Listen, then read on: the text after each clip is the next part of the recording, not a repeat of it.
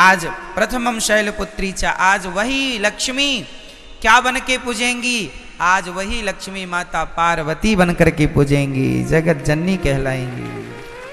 आज उनके हम पार्वती स्वरूप का पूजन करेंगे।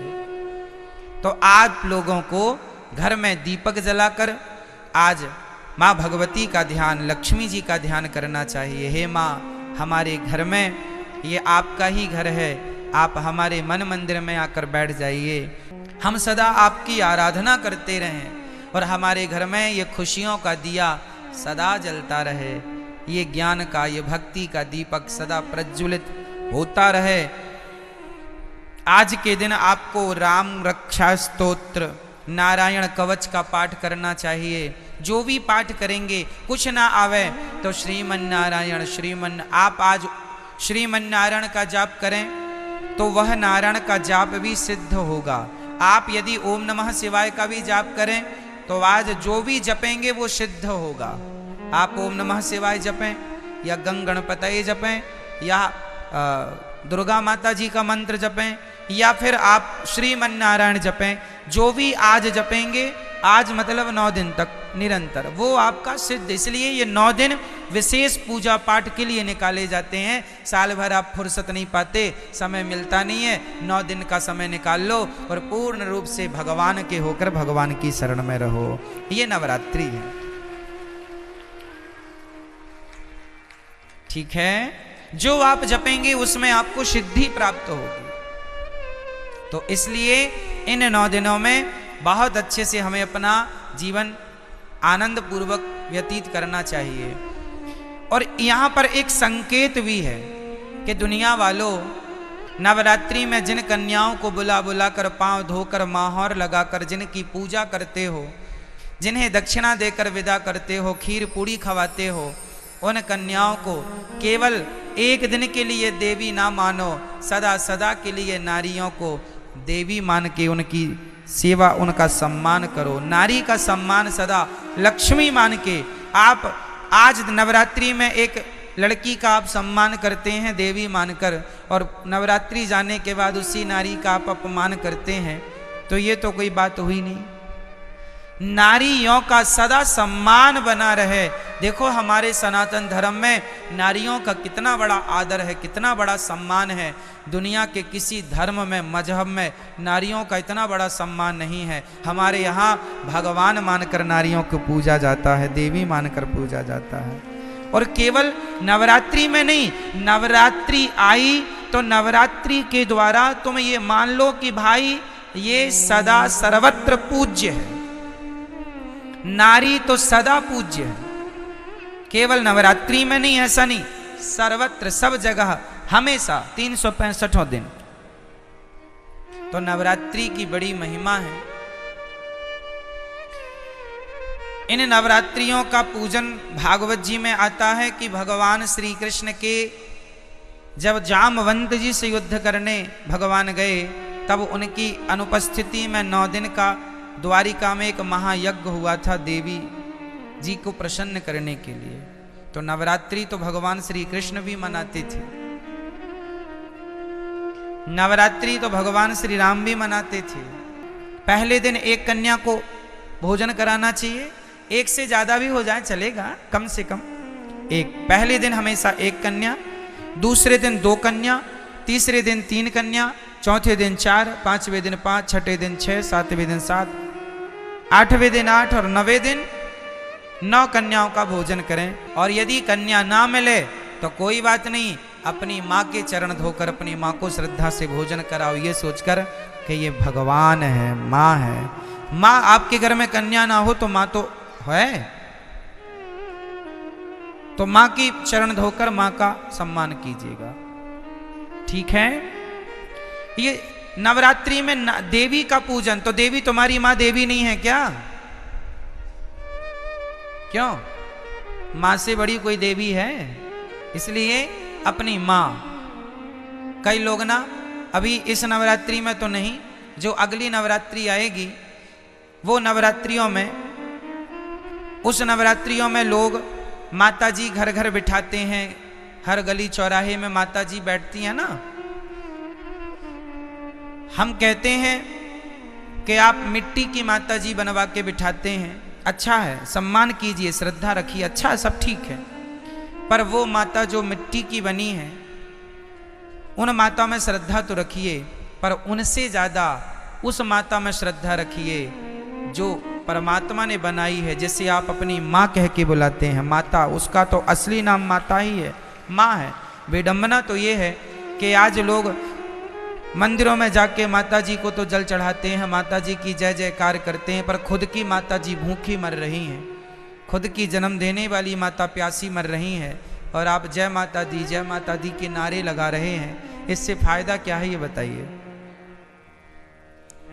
कई लोग ना बड़ी होड़ करते हैं, खासकर नवरात्रियों में। क्या होड़ करते हैं कि उन्होंने भंडारे में 50,000 खर्च किया, हम 1 लाख का भंडारा करेंगे। उस कॉलोनी में 2 लाख का भंडारा हुआ, हम 3 लाख का भंडारा करेंगे। क्या होगा इससे? तुम देवी को खुश कर लोगे? अरे ये ना देखो कि भंडारा कितना बड़ा करना है। ठीक है, जरूरतमंदों को भोजन कराना जरूरी है, ठीक है, कराना चाहिए, अन्नदान श्रेष्ठ दान है। पर ये मत भूलिए कि आप अपनी 50,000 का भंडारा तो आप करा रहे हैं, सबको खिला रहे हैं, पर खुद की माँ बुढ़ापे में अलग बनाकर खा रही है, तो आप कौन सी देवी को खुश कर रहे हैं? क्या आपके इस व्यवहार से आपकी खुद की माँ भूखी मर रही है और आप सबको भरपेट भोजन कराएं, क्या आपके इस व्यवहार से माँ भगवती प्रसन्न हो जाएगी? इसका विशेष ध्यान रखना चाहिए। और हम सभी को इंसानों को भगवान मानना चाहिए। किसको भगवान मानना चाहिए? हमारी माँ भगवान है, हमारे पिता भगवान है, हमारे पति भगवान है, हमारे गुरु भगवान है, हमारे अतिथि भगवान है। जो इनमें भगवान का दर्शन कर लेगा वो फिर पत्थरों में भी ईश्वर का दर्शन कर लेगा। जो इंसानों में ना कर पाया वो पत्थर कभी नहीं पूजता रहे, झूठा पूज रहा है, झूठे ही है ना। कबीर जी लिखते हैं कि पाहन पूजे हरि मिले, पाहन मीन्स पत्थर होता, पाहन पूजे हरि मिले, तो मैं पूजू पहाड़, तासे तो चक्की भली, जो पीस खाए संसार। पत्थर ही पूजना है तो तुम्हारी चक्की भी पत्थर की होती है, उसी को पूज लो, क्योंकि वो तो कम से कम तुम्हें आटा देती है पीस के। पत्थर ही पूजने हैं तो चक्की को क्यों नहीं पूजते? तो पत्थर पूजने की बातें नहीं है हमारे सनातन धर्म में। हमारे यहां मंदिर बाद में बने हैं। सनातन धर्म की गहराइयों को समझना पड़ेगा। कई लोग कहते हैं सनातन धर्म में तो पत्थर की पूजा होती है। ना जी, हमारे यहां पत्थर की पूजा नहीं होती। किसकी पूजा होती है वो मैं आपको आज स्पष्ट कर देता हूं। सुनो, हमारे वेद कहते हैं, पहला वाक्य है मातृदेवो भव, पितृदेवो भव, आचार्य देवो भव, अतिथि देवो भव। ये 4 वाक्य वेद का पहला मंत्र है। ये वेद यहां से शुरू होते हैं। पहली आज्ञा वेदों की क्या है? मातृदेवो भव, मां को भगवान मानकर सेवा करो, ये वेदों की पहली आज्ञा है। पिता को भगवान मानकर उनकी सेवा करो, ये वेद की दूसरी आज्ञा है। अतिथि को भगवान मानकर सेवा करो, ये तीसरी आज्ञा है। और गुरु को भगवान मानकर सेवा करो, ये चौथी आज्ञा है।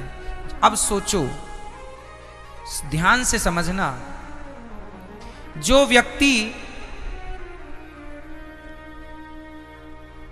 व्यक्ति पहाड़े में काखा गाघा को समझ लेगा, भाई अखबार में भी काखा गाघा ही लिखा है, पर अखबार के काखा गाघा को समझने के लिए पहले आपको कौन सा काखा गाघा पढ़ना पड़ेगा? स्कूल में जाकर, स्कूल में हमें बुक मिलती है, उसमें जो काखा गाघा लिखा है उसको पहले मास्टर जी समझाते हैं। जब आप स्कूल जाके काखा गाघा समझ लेंगे तो तो फिर अखबार का काखा गाघा समझ में आ जाएगा। यदि स्कूल में काखा गाघा समझ नहीं पाए तो अखबार आप पढ़ नहीं पाएंगे। अखबार पढ़ने के पहले आपको स्कूल जाके पढ़ना पड़ेगा। जो स्कूल ना जा पाए, जो नहीं पढ़ पाए, वो आज भी अखबार नहीं पढ़ पाते। क्यों जी? सत्य है। अखबार पढ़ने के पहले क्या पढ़ना पड़ेगा? स्कूल में जाके आपको अपनी शिक्षा पूरी करनी पड़ेगी, तब कहीं जाकर हिंदी का बोध होगा, तब हिंदी का अखबार पढ़ पाएंगे। इंग्लिश का बोध होगा, इंग्लिश का अखबार पढ़ पाएंगे। उर्दू का बोध होगा, उर्दू का अखबार पढ़ पाएंगे। अखबार पढ़ने के पहले कुल मिला के आपको पहले स्कूल जाना पड़ेगा। क्या ये बात सत्य है? बोलो हाँ या ना। उसी तरह जैसे स्कूल में काखा गाघा समझ लिया एक बार, उसके बाद दुनिया में कहीं काखा गाघा लिखा हो हम तुरंत समझ लेंगे। और स्कूल में नहीं समझा तुमने काखा गाघा, तो फिर जमाने में लिखा तो है, तुम समझ नहीं पाओगे कि लिखा क्या है। आप देखो यहां बहुत कुछ लिखा है, कौन समझ पाएगा? जिन्हें अक्षरों का ज्ञान है। ज्ञान ही नहीं है, 52 अक्षर का कोई ज्ञान नहीं है, नॉलेज नहीं है, तो लिखा तो बहुत कुछ है, कहां कोई पढ़ पा रहा है।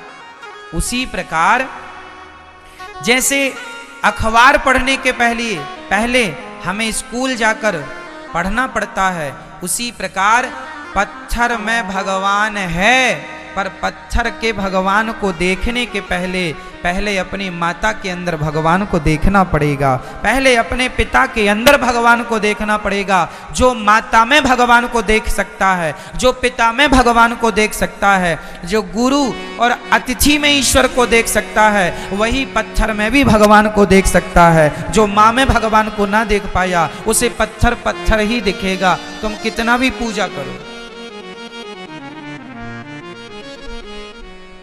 पत्थर है, कहते हैं, कहावत सुना होगी आपने, अनपढ़ के लिए काला अक्षर भैंस बराबर। अनपढ़ के लिए कहावत है काला अक्षर। सुनी कहावत ये वाली कि नहीं? क्या अर्थ है इस कहावत का? अनपढ़ है उसे तो काला काला दिख रहा है। भाई पुस्तक लिया तो अखबार लिया है, बस अब काला काला, क्या काला काला पूत दिया। अरे पगले उसमें बहुत कुछ लिखा, लेकिन क्या करे, अनपढ़ है, काला अक्षर भैंस बराबर। उसे काला नजर आता है, उसे काले में अक्षर नजर नहीं आ रहे क्योंकि पढ़ा नहीं है। उसी प्रकार जिसने अपनी माता में भगवान को ना देखा, उसे तो काला पत्थर ही नजर आएगा, उसे भला पत्थर में भगवान कैसे नजर आएंगे। जिसे माँ में भगवान दिखता होगा, जो चैतन्य वस्तु में भगवान को देख सकता है, वही जड़ वस्तु में भी ईश्वर को देख सकता है। माँ चैतन्य है कि जड़ है? बोलो जोर से। मेरी माँ, पीछे वाली मैया, आज नवरात्रि मौन व्रत तो नहीं है आपका? डे बोले हम चुप्पा ही टाप रहेंगे महाराज। मां चैतन्य है या जड़ है? जोर से। और पत्थर चैतन्य है या जड़ है? मां चैतन्य है जबकि पत्थर जड़ होता है। तो जो व्यक्ति चैतन्य मां में ईश्वर का दर्शन कर सकता है, जो चैतन्य में भगवान को देख सकता है, वही जड़ में भी भगवान को देख सकता है। जो चैतन्य में ना देख पाया, उसके लिए काला अक्षर भैंस बराबर है। कई लोग कहते हैं ना भगवान कहाँ है, ये सब वही लोग हैं काला अक्षर भैंस बराबर। भाई हिंदी का अखबार पढ़ने के लिए कौन सा सब्जेक्ट पढ़ना पड़ेगा? बोलते चलो। हिंदी। इंग्लिश का अखबार पढ़ने के लिए इंग्लिश, उर्दू का अखबार पढ़ने के लिए, तमिल का अखबार पढ़ने के लिए, बंगाली अखबार पढ़ने के लिए बंगाली। उसी प्रकार भगवान को पढ़ने के लिए भक्ति की पढ़ाई चाहिए, भक्ति की शिक्षा चाहिए। आपने भक्ति की पाठशाला में कभी आपने अध्ययन किया नहीं, तो भगवान तो जैसे अखबार में सब लिखा है, पढ़ना आना चाहिए। उसी प्रकार ईश्वर तो कण कण में लिखा है, बस पढ़ना आना चाहिए। ईश्वर तो हरि व्यापक सर्वत्र, हमारा कन्हैया तो घट घट में समाया है, बस तुम्हें पढ़ना आए बस।